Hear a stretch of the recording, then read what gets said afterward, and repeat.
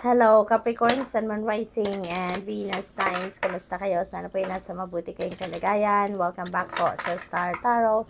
Kung bago kayo dito, welcome din kayo. Thank you sa inyong support. I truly appreciate it. God bless you all. Pauna mensahe ni Capricorn ay proceeding softly. Ayan. So, Capricorn, you may need to to unwind, you may need to relax, you may need to embark on a retreat, you may need also to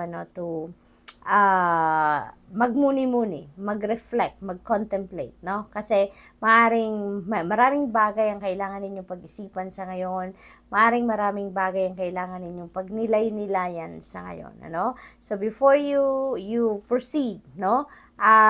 Sa kung ano man ang endeavor na to na pinag-iisipan ninyo or ano man plano ang gusto ninyong i-roll out sa buhay ninyo, pag-isipan ninyong mabuti before you jump into a decision or to jump into conclusion. Okay? What else? We have healing the past. Ayan. So, maaaring ito, no? Yung pag-move on ninyo sa buhay, yung pag-move forward ninyo sa buhay, maaaring ito din yung isa sa mga bagay na pinag-iisipan ninyo, no? Kasi siguro urong-sulong kayo. Yung parang magbibigay ba, maghihintay pa ba ako sa kanya, no? Or magmo-move on ako sa buhay ko, no? Yung gano'n. So maybe nandun ka sa gitna, nasa fork in the road ka pagdating sa pagde-decision if you are going to move on with your life or if you're going to stay where you are now at maghihintay ka pa rin, aasa ka pa rin, no? Yung ganon. Pero iniimbitahan kayo dito ng energy na to na it's about time na to heal the past, no?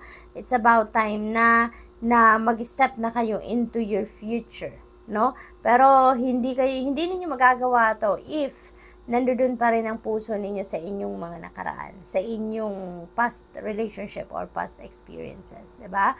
But siguro ang iba sa inyo, iniisip nyo na mag-heal na kayo from the past, mag-move forward na kayo sa buhay. Pero siguro yung puso ninyo, may pag-aalinlangan pa, no? Kaya kailangan ninyong pagnilay-nilayan yan. What is really best for you? Rising above your situation, no? Meron kayo dito sigurong challenging situation na pinagdadaanan recently and you are going to rise above that.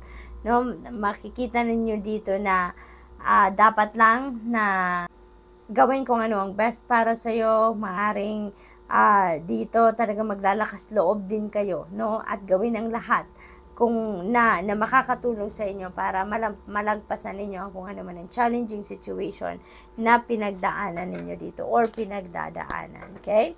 Magiging matagumpay ka. You are going to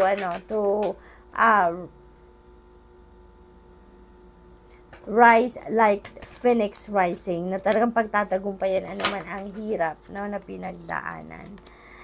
Puist, ayan, ready kayo dito, ready kayo dito to move on. Yun ang napipick up ko dito, Capricorn, you know what to do, no, you know what to do. Kailangan nyo lang dito na mag-take action, no? So maaari talaga din na ang mapagninilay-nilayan ninyo dito, Capricorn, handa na kayong mag-move on sa buhay, handa na kayong mag-heal, no?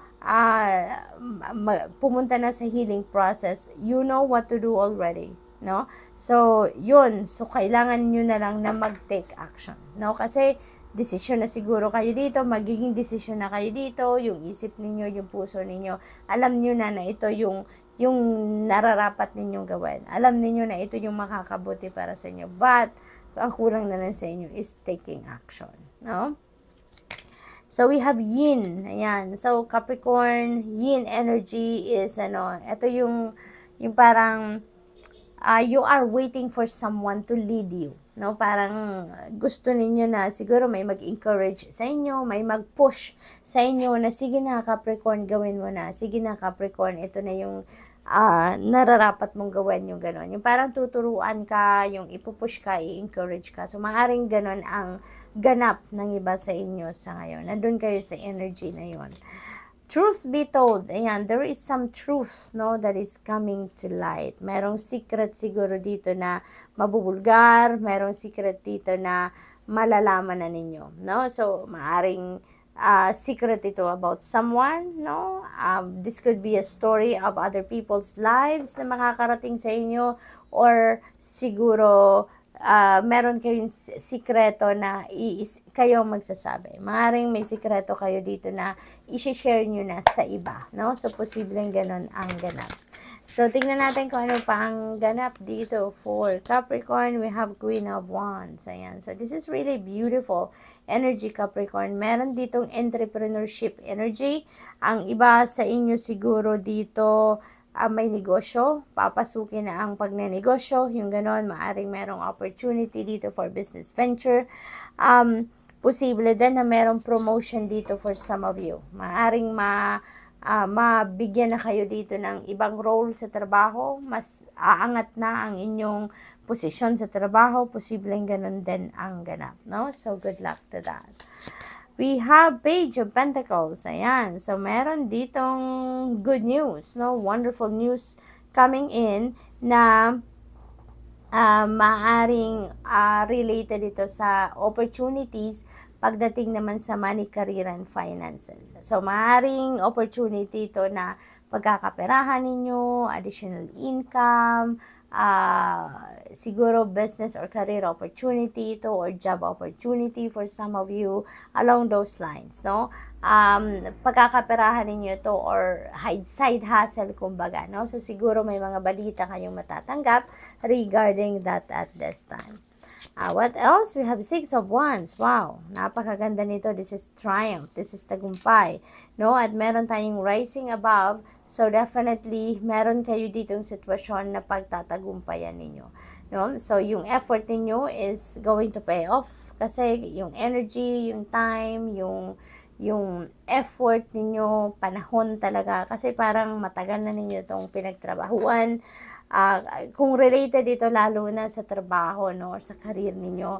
So, your effort, no, all these years na in-effort ninyo, pagsisikap ninyo sa trabaho ito, finally, ngayon, mararecognize na yung trabaho ninyo. Finally, ngayon, makikita na din yung trabaho, yung pagsisikap, yung dedication, commitment ninyo sa inyong trabaho. So, ngayon, you will be recognized, you will be on the spotlight, maraming tao na ngayon makakapansin sa inyo, sa inyong trabaho, pati na din sa effort ninyo. Kaya, maaring dito manggagaling din yung opportunity na to, diba? Maaring ma-promote kayo dito, maaring mabigyan kayo ng pay raise, bonus, or kung ano pang mga package, no, na mapapakinabangan talaga ninyo na magiging masayang-masaya kayo, no? So, this is really a beautiful energy kasi very sweet victory ito, no, na mararamdaman ninyo. Talagang accomplished. Ang feeling ninyo dito, you have accomplished what you really is eyeing talaga for the longest time. So, congrats. That's all I have for you for the week. Thank you for watching. Love and light. Namaste.